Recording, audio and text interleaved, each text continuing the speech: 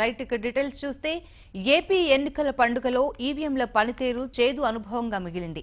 ఈవీఎంల మోరాయింపు, పాడైన ఈవీఎంలు వెంటనే సరిచేయడంలో టెక్నికల్ సిబ్బంది విఫలం, అల్లర్లు, గొడవలతో కొన్ని చోట్ల మధ్యాహ్నం 1 గంట వరకు పోలింగ్ ప్రారంభం కాకపోవడం, మరికొన్ని చోట్ల అర్ధరాత్రి దాటినా పోలింగ్ పూర్తి కాకపోవడంతో ఇలా చాలా దురదృష్టకర ఘటనలు చోటు చేసుకున్నాయి. దీనిపై సీఎం చంద్రబాబు ఢిల్లీ వెళ్లి సీఈసీకి ఫిర్యాదు చేశారు. ఈసీ తీరును ఆయన తీవ్రంగా తప్పుబట్టారు.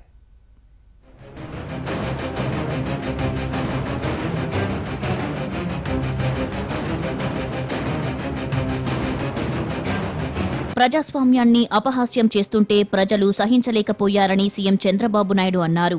మధ్యాహ్నం 1 గంటకు ఎవరైనా పోలింగ్ ప్రారంభిస్తారా? అర్ధరాత్రి దాటిన తర్వాత ఓట్లు వేయాల్సిన దుస్థితిని ఎక్కడైనా చూశామా అని ఆయన ప్రశ్నించారు. ఈవీఎంల మొరాయింపుతో వెనుదిరిగిన ఓటర్లు తాను ఇచ్చిన పిలుపుతో తిరిగి వచ్చి ఓటు వేశారన్నారు. ఎన్నికల్లో పెద్ద సంఖ్యలో ఈవీఎంలు ఎందుకు మొరాయించాయని ప్రశ్నించారు. ఏపీలో ఎన్నికల నిర్వహణలో ఈసీ అట్టర్ ఫ్లాప్ అయిందన్నారు.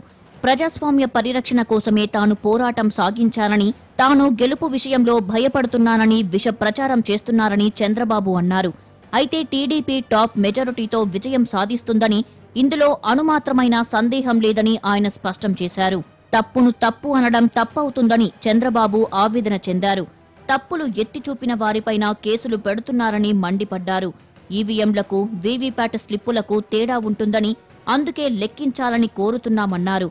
ప్రజాస్వామ్యాన్ని కాపాడాల్సిన బాధ్యత అందరిపైన ఉందన్నారు. ఈవీఎంలు పనిచేయకపోవడానికి బాధ్యులు ఎవరని ఆయన ప్రశ్నించారు. ఈవీఎంలు లోపభూయిష్టంగా ఉంటున్నాయనే ఉద్దేశంతో చాలా దేశాలు ఈవీఎంలను పక్కన పెట్టాయన్నారు.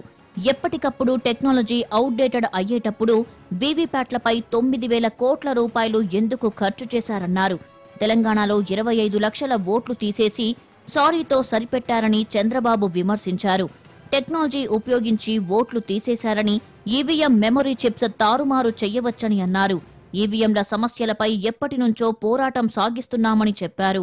భవిష్యత్లో పేపర్ బ్యాలెట్తోనే ఎన్నికలు జరపాలని ఆయన డిమాండ్ చేశారు. ప్రస్తుతం సమయం లేనందున 50% వీవీప్యాట్లను లెక్కించాలని డిమాండ్ చేశారు.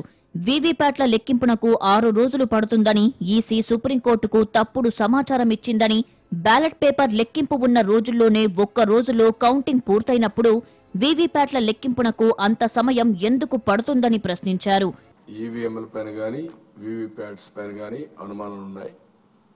అయితే ఈ సమయంలో పేపర్ బ్యాలెట్ పోవడమే సబబైన నిర్ణయం.